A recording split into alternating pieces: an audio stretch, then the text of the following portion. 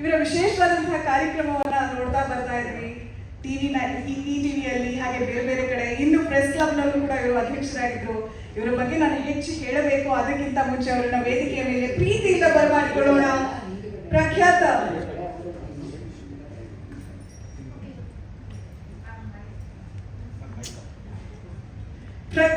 ಪತ್ರಕರ್ತರಾಗಿರುವಂತಹ ಸದಾಶಿವ್ ಶೆಣೈ ಅವರನ್ನ ಪ್ರೀತಿಯಿಂದ ವೇದಿಕೆಯ ಮೇಲೆ ಬರಮಾಡ್ಕೊಳ್ತಾ ಇದ್ದೀವಿ.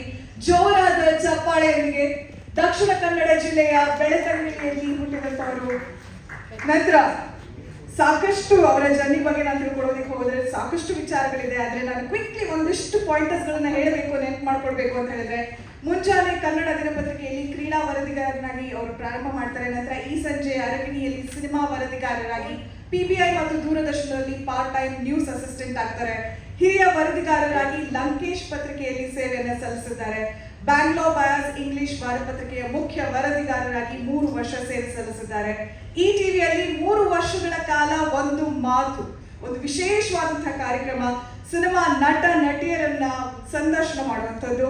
ನಂತರ ಸತತ 4 ವರ್ಷಗಳಿಂದ 2017ರಿಂದ ಪ್ರೆಸ್ ಕ್ಲಬ್ ಆಫ್ ಬೆಂಗಳೂರಿನ ಅಧ್ಯಕ್ಷರು ಕೂಡ ಆಗ್ತಾರೆ. 5 ಬಾರಿ ಪ್ರೆಸ್ ಕ್ಲಬ್ ಆಫ್ ಬೆಂಗಳೂರಿನ ಪ್ರಧಾನ ಕಾರ್ಯದರ್ಶಿಯಾಗಿ ಸೇವೆಯನ್ನ ಸಲ್ಲಿಸಿದ್ದಾರೆ.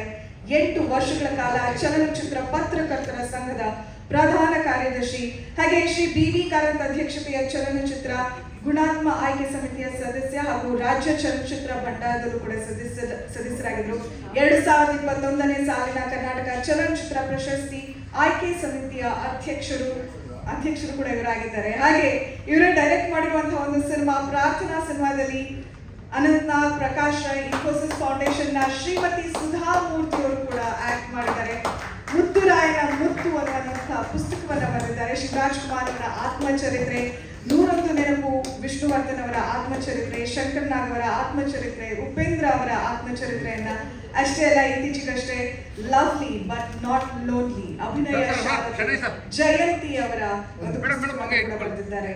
ಹೀಗೆ ಸಾಕಷ್ಟು ರೀತಿಯಲ್ಲಿ ಮಾಧ್ಯಮದಲ್ಲಿ ಅವರದೇ ಆಗಿರುವಂತಹ ಛಾಪನ್ನ ಮೂಡಿಸಿದಂಥವರು ಸದಾಶಿವ್ ಶೆಣೈ ಅವರು. ಅವರ ಈ ಕಾರ್ಯವನ್ನ ಗುರುತಿಸಿ ಅಮರ ಫಿಲ್ಮ್ಸ್ ಕಡೆಯಿಂದ ಒಂದು ನೆನಪಿನ ಕಾಣಿಕೆಯನ್ನ ನೀಡ್ತಿದ್ದ ಹಾಗೆ 2 ಮಾತನಾಡಬೇಕಾಗಿ ನಾವು ಪ್ರೀತಿಯಿಂದ ಕೇಳ್ಕೊಳ್ತಾ ಇದ್ದೀವಿ. ನಮಸ್ಕಾರ.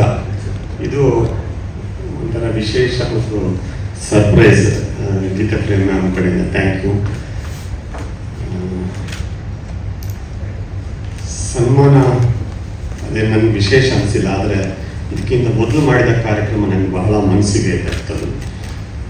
ಯಾಕಂದರೆ ಆಗಲೇ ನಿಖಿತ್ ಅವರು ಹೇಳಿದ ಹಾಗೆ ಸಕ್ಸಸ್ಸನ್ನು ಅನೇಕ ರೀತಿಯಲ್ಲಿ ಒಂದು ಚಿತ್ರದ ಯಶಸ್ಸನ್ನು ನಾವು ನೋಡಿದ್ವಿ ಸಿನಿಮಾ ಪತ್ರಿಕೆಗಳಲ್ಲಿ. ಈ ಥರ ಒಂದು ವಿಶೇಷವಾಗಿ ಅಂದರೆ ಮಹಿಳೆಯರನ್ನ ಸಬಲರನ್ನು ಮಾಡೋದು ಅಥವಾ ಕಷ್ಟದಲ್ಲಿದ್ದ ಮಹಿಳೆಯರಿಗೆ ನಾವೆಲ್ಲ ನಿಮ್ಮ ಜೊತೆ ಇದ್ದೀವಿ ಅಂತ ನೀವೇನು ಇವತ್ತು ಪ್ರೀತಿಯನ್ನು ತೋರಿಸಿದ್ದೀರಿ, ಸಾಂತ್ವನವನ್ನು ನೀಡಿದಿರಿ. ಬಹುಶಃ ಅದಕ್ಕಿಂತ ದೊಡ್ಡ ಒಂದು ನೀವಿಲ್ಲೇ ಹಾಕಿದಿರಲ್ಲ ಏನು ಸೆಲೆಬ್ರೇಷನ್ ಆಫ್ ಹ್ಯುಮ್ಯಾನಿಟಿ ಅಂತ ನಂಗೆ ಭಾಳ ಇಷ್ಟ ಆಯ್ತು. ಆ ಲೈವ್ ಮಾನವೀಯತೆ ತೋರಿಸುವಂಥ ಈ ಸಂದರ್ಭ ಸಿನಿಮಾದವರಿಂದ ಆಗಬೇಕು, ಸಿನಿಮಾ ಜಗತ್ತಿಂದ ಆದರೆ ಅದನ್ನು ನಮ್ಮ ಸಮಾಜದ ಬೇರೆ ವರ್ಗದವರು ಕೂಡ ಬಹಳ ಬೇಗ ಅನುಸರಿಸ್ತಾರಂತ ಹೇಳ್ತಾ ನನಗೆ ಅದಕ್ಕೋಸ್ಕರ ನಾನು ಗೀತಾ ಪ್ರೇಮ್ ಮ್ಯಾಮ್ಗೆ ಮತ್ತು ಮೇಘನಾ ರಾಜ್ ಅವರಿಗೆ, ಶ್ರೀನಿವಾಸ್ ಸರ್ಗೆ, ರೋಹಿತ್ ಅವರಿಗೆ, ಯಾಕಂದರೆ ಇಡೀ ತಂಡ,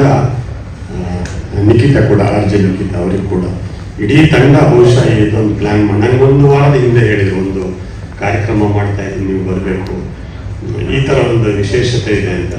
ಬಟ್ ನನಗೆ ಸನ್ಮಾನದ ಗೊತ್ತಿರಲಿಲ್ಲ. ಎನಿವೆ ಅದಕ್ಕೂ ಕೂಡ ಥ್ಯಾಂಕ್ಸ್ ಹೇಳ್ತೀನಿ. ನಿಮ್ಗೆ ಒಳ್ಳೆಯದಾಗಲಿ, ಶುಭವಾಗಲಿ ಅಂತ ಮಾತು ಮುಗಿಸ್ತೀನಿ. Thank you.